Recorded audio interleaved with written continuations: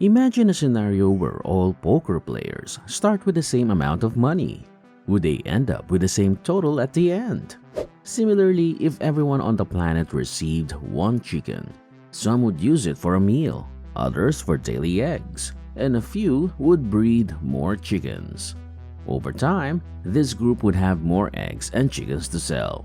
This group made choices for long-term gain rather than short-term benefit. Wealth inequality is not solely a distribution issue. Individual choices and temperament play a role. Before we explore the idea of wealth distribution, let's address some questions. What does wealth mean to you? Is it money, infrastructure, capital, savings, or something else? Do you envision wealth distribution as a one-time event or a regular occurrence? Selling everyone's assets for redistribution raises the issue of buyers benefiting from the purchase. Who would manage this event, and how much trust do you have in the government? Taking money from many people raises the question of whether it is considered stealing. While some acquired wealth through unethical means, many earned it through talent, hard work, and perseverance. Is it ethical, moral, or legal to take someone's money that you did not work for? Lastly, how can wealth be redistributed without disrupting production lines? Now, let's imagine a scenario where someone somehow managed to seize the world's wealth and distribute it equally among everyone. While this may sound like a fair idea, it would actually have some unintended consequences. Suddenly, most people would find themselves becoming poorer as they lose their possessions such as cars, houses, savings, retirement funds, clothes, gadgets, and more. In return, they would receive a fixed amount, which can be calculated by dividing the total wealth by the total number of people in the world. Feel free to do the math in the comment section. At the core of our economic system lies the concept of scarcity. There are only a limited number of resources and goods in the world. In order for things to have value, either not everyone can have them, or everyone can have them but they lose their value. So, if wealth distribution were to happen overnight, people would suddenly have a significant increase in purchasing power. They would go on a shopping spree, buying things they couldn't afford before. Store shelves would be cleared out in a matter of days. However, there's a catch. By taking money from the people who were restocking these stores, businesses would be left with insufficient capital to operate. This would result in empty shelves and a situation where there are more buyers than available products. This sudden surge in demand coupled with a drastic drop in supply would lead to rampant inflation. Prices would skyrocket, and unfortunately, your newly acquired wealth would lose its worth.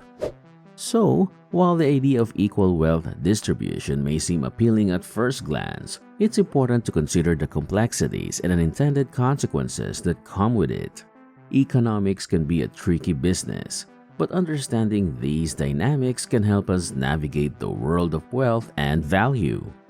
In this scenario, people might use their newfound wealth in different ways. Some would finally be able to purchase the things they've always wanted, while others might seek revenge for past grievances. The distribution of money would be the same for babies, teenagers, adults, and the elderly, creating an interesting dynamic. However, the consequences would be far-reaching. Farmers may choose not to sow, and workers in your favorite food outlet might take an extended leave. People in dangerous jobs may refuse to work, and those in less desirable occupations may leave as well. With no oil-producing companies, industries requiring energy would cease to exist. Say goodbye to cars, as they would have been sold off for redistribution. Unfortunately, this equal distribution of wealth could lead to a decline in economic contribution. If laziness is rewarded, why would anyone work hard, take risks, or invest? Entrepreneurship and innovative businesses would suffer, as there would be no incentive to strive for success. It's a situation where the hardworking and ambitious may feel discouraged. So, while the idea of wealth redistribution may seem appealing at first, it's important to consider the potential consequences. Incentivizing laziness could have serious long-term effects on the economy and society as a whole. Sounds like a utopian dream, right? Well, hold on to your hats because things might not turn out as expected. As laziness spreads like wildfire, the population skyrockets, and with it, the desire to have more than others. Unfortunately, this could lead to an increase in crime rates. So, while we all end up equally poor, there might be a few folks out there with guns who have a different story to tell. But here's the kicker: since we're distributing wealth evenly, countries with larger populations like China would be swimming in riches. Meanwhile, countries with higher average incomes would face depression, mass starvation, and economic collapse. On the flip side, countries with lower average incomes would experience crazy inflation that would wreak havoc on their economies. It's a lose-lose situation, my friend. Even if we manage to kickstart the economy by trading goods and services, inequality would rear its ugly head once again. Picture this: you need food to survive, so you turn to a farmer. But guess what? The farmer wants money in return. And to keep producing food, the farmer needs equipment, which costs money too. It's a never-ending cycle of financial transactions. Eventually, the big spenders would run out of cash, while those who offer products and services would become richer. It's like a real-life game of Monopoly, but with higher stakes. Sure, a lucky few might escape the clutches of poverty, just like lottery winners. But for most people, it would be a different story. The rich would keep getting richer, and the poor would continue to face disadvantages. It's what they call the Matthew effect. Those who have more will keep receiving, while those who have less will lose even what little they had. Talk about a harsh reality. Restoring the economy to its former glory would take ages, maybe even decades. And guess what? People would eventually wake up from this so-called utopian dream and start complaining about wealth inequality all over again. It's like a never-ending cycle of dissatisfaction. So, here's a thought-provoking question. If there was a law that forced lottery winners to distribute their prizes equally, would anyone even sign up in the first place? Food for thought, my friend. In the pursuit of wealth, humans have historically demonstrated their drive to exercise their physical and intellectual capabilities. Throughout history, conflicts have arisen when one group desired something that another possessed, be it hunting areas, cattle, water, land, or any other valuable resource. The proposition of redistributing wealth, although emphasizing fairness rather than force, faces a fundamental challenge rooted in human psychology. Even if wealth were to be redistributed, individuals who feel entitled to more would likely still seek to acquire it through various means, potentially leading to conflict. This is due to the inherent differences in human temperament, choices, and individuality that shape our actions. Deep within human psychology lies the desire for both security and exploration of the unknown, which often contradicts the idea of complete equality.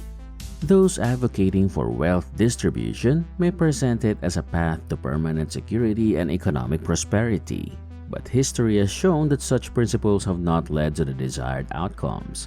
Attempts at wealth distribution, whether under the guise of communism or other ideologies, have often resulted in economic, political, and moral failures.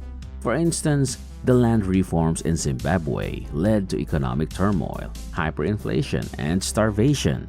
Additionally, wealth distribution can erode individual responsibility and create a sense of entitlement, discouraging individuals from working for others. When everyone has the same amount of wealth, the value of common possessions diminishes, and humans will always find new ways to distinguish themselves from one another. In simpler terms, being rich is a relative concept, and when everyone is rich, the distinction loses its meaning. In conclusion, the Pareto principle or the 80-20 rule highlights the unequal relationship between inputs and outputs in various aspects of life. It's like finding out that 20% of your socks are responsible for 80% of the holes. But seriously, this principle shows that a small portion often contributes to the majority of the results. While totalitarianism is not the answer to maintaining this distribution, modern societies have implemented welfare systems and charities to help those in need. It's important to provide more tools and promote financial literacy so that everyone can create and manage their wealth wisely.